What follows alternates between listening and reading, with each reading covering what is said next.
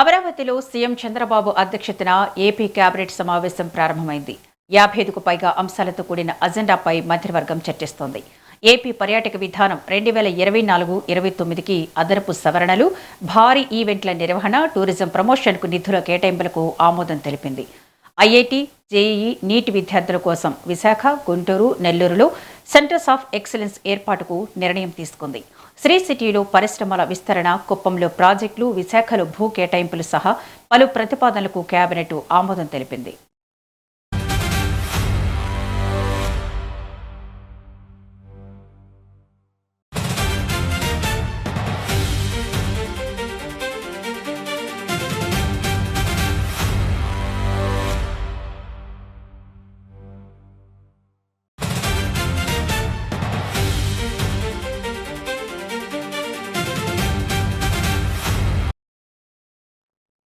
ఇక దీనిపై మరింత సమాచారాన్ని అమరావతి నుంచి మా ప్రతినిధి శ్రీనివాస్ లైవ్ ద్వారా అందిస్తారు. శ్రీనివాస్.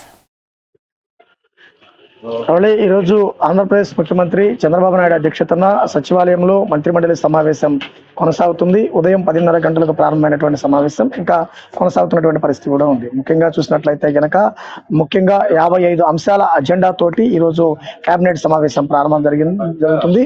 ఈ కేబినెట్ లో పూర్తిగా ఈ 55 అంశాలకు సంబంధించి కూడా మంత్రిమండలి చర్చించిన తర్వాత తుది నిర్ణయం తీసుకోవడానికి సిద్ధమవుతుంది.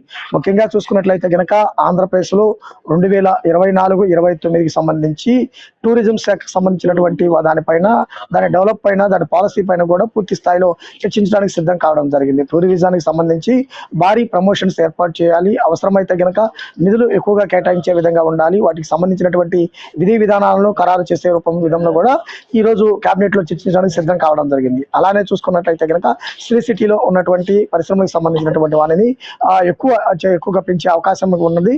దానిపై కూడా ఈ రోజు కేబినెట్ లో తుది నిర్ణయం తీసుకోవడానికి కూడా సిద్ధమవుతున్నటువంటి పరిస్థితి. అలానే అనంతపురం జిల్లాలో తెలుగుదేశం పార్టీ కార్యాలయానికి సంబంధించినటువంటి ఆఫీస్ కు 2 ఎకరాల భూమి కేటాయింపుకు సంబంధించిన దానిపైన కూడా నిర్ణయం తీసుకోవడం జరిగింది. దీనితో పాటు చూసుకున్నట్లయితే గనక రాజధాని ప్రాంతంలోనే రాజధానిలో ఉన్నటువంటి అభివృద్ధి పనులు ఎంత మేరకు జరిగాయి, ఏ పనులు ఎంతవరకు వచ్చాయి, ఎప్పటిలోగా పనులు కంప్లీట్ కావాలి ఏంటి అనే విషయాలపై కూడా పూర్తి క్లారిటీ ఇచ్చే విధంగా కూడా కేబినెట్ లో డెసిషన్ తీసుకోవడానికి కూడా సిద్ధమవుతున్న పరిస్థితి. అలానే రాజధాని రైతులు గ్రామ కంఠంలో ఎవరైతే స్థలం ఇచ్చారో వాటికి ప్రత్యామ్నాయ స్థలం ఏర్పాటు చేసే విధంగా ఉండటము, అలానే మొదటి విడత, రెండో విడత ల్యాండ్ పోలింగ్ సంబంధించినటువంటి రైతులకు పూర్తి స్థాయి మేలు చేకూరే విధంగా విధి విధానాలు కూడా ఉండే విధంగా కూడా చర్చించడానికి సిద్ధమవుతున్నటువంటి పరిస్థితి ఉంది.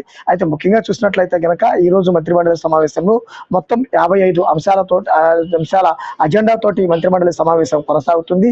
ఈ మంత్రిమండలి సమావేశంలో తీసుకున్న నిర్ణయాలకు పూర్తిగా మంత్రిమండలి ఆమోదం పొందిన తర్వాతనే పూర్తి స్థాయి క్లారిటీ ఇచ్చే అవకాశం ఉంది. అయితే ముఖ్యంగా చూసుకున్నట్లయితే గనక అమరావతి అభివృద్ధి, అమరావతిలో ఇప్పటి వరకు పలు సంస్థలకు కేటాయించినటువంటి భూములు, అలానే వాటికి సంస్థలకు సంబంధించినటువంటి పనులు ప్రారంభించారు, ఏ దశలో ఉన్నాయి, ఎప్పటిలోగా కంప్లీట్ అవుతాయి ఏంటి అనే విషయాలపై కూడా పూర్తి స్థాయి క్లారిటీ వచ్చే అవకాశం కూడా ఉంది. అలానే చూసుకున్నట్లయితే కనుక అభివృద్ధి ముఖ్య లక్ష్యంగా, అలానే సంక్షేమ పథకాలు ప్రజలకు ఎలా ఉంటున్నాయి ఏంటి అనే విషయాలపై కూడా చర్చించి నిర్ణయం తీసుకోవడానికి కూడా సిద్ధమవుతున్నారు.